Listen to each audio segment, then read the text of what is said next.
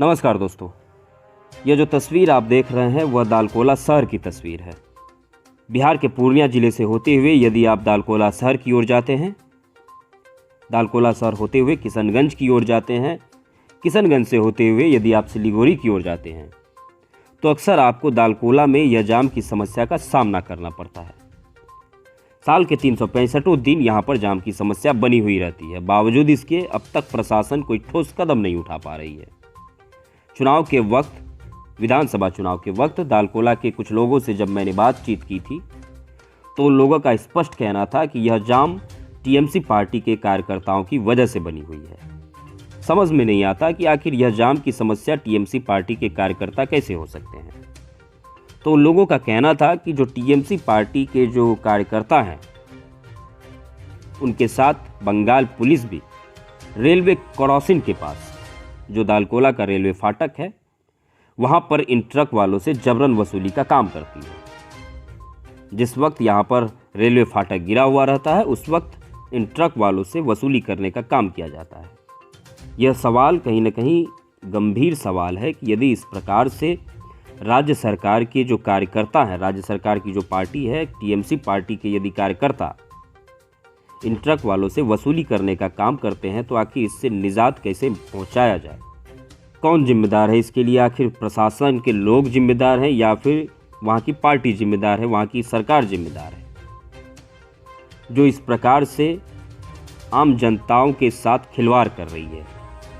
दालकोला में यह जाम की समस्या काफ़ी बड़ी समस्या है। एक सज्जन पुरुष ने चुनाव के वक्त यह बयान दिया था कि दालकोला का जाम, मालदा का आम और मुख्यमंत्री ममता बनर्जी का नाम, यह तीनों पश्चिम बंगाल में बहुत ज़्यादा फेमस है। इवन तक कि पश्चिम बंगाल ही नहीं बल्कि पूरे देश में फेमस है।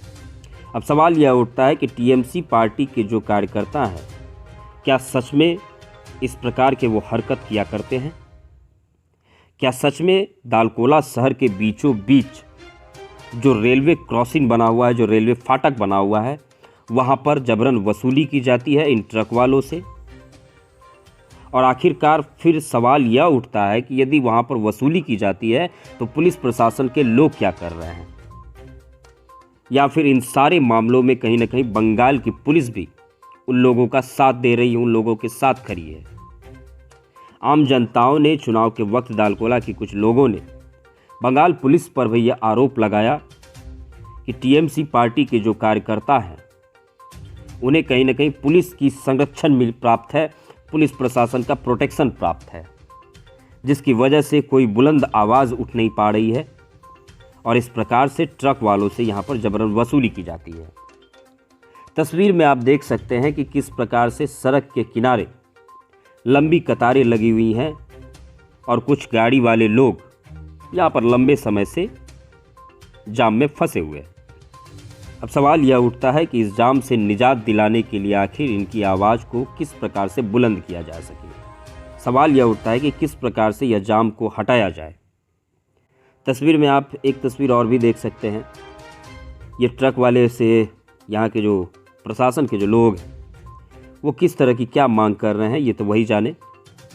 लेकिन कहीं ना कहीं बंगाल पुलिस को लेकर के आम जनता का जो विचार है वह कुछ खास नहीं है, वह कुछ अच्छा नहीं है। आम जनता लगातार यह आरोप बंगाल पुलिस पर और टीएमसी पार्टी पर भी लगाती आ रही है कि दालकोला शहर में जो गाड़ियां दालकोला शहर को होते हुए रायगंज की ओर जाती है या फिर रायगंज से होते हुए दालकोला शहर की ओर आती है, सिलीगुड़ी की ओर जाती है, किशनगंज की ओर जाती है, उन गाड़ियों को यहाँ पर रेलवे क्रॉसिंग के पास टीएमसी कार्यकर्ताओं को कुछ बख्शीश देना पड़ता है, कुछ टैक्स चुकाना पड़ता है। अब यह सवाल बनता है कि जब नेशनल हाईवे पर चलने के लिए ट्रक वालों को मोटी रकम चुकानी पड़ती है टोल टैक्स के जरिए, तो फिर वो किसी दूसरे कर को क्यों चुकाएं? किसी दूसरे प्रकार का टैक्स आखिर वो क्यों दें? इसका जवाब यहाँ के जनप्रतिनिधि या फिर मुख्यमंत्री ममता बनर्जी को भी सामने आकर देने की आवश्यकता है। यदि उनकी पार्टी के कुछ लोग इस प्रकार की हरकत कर रहे हैं तो उन पर सख्त से सख्त कार्रवाई करने की आवश्यकता है। चाहे वो किसी भी पार्टी के लोग हों, चाहे वो बीजेपी के हो या फिर टीएमसी के या फिर अन्य दल के पार्टी के लोग। आम जनता को तकलीफ हो रही है और प्रशासन अब तक चुपचाप है।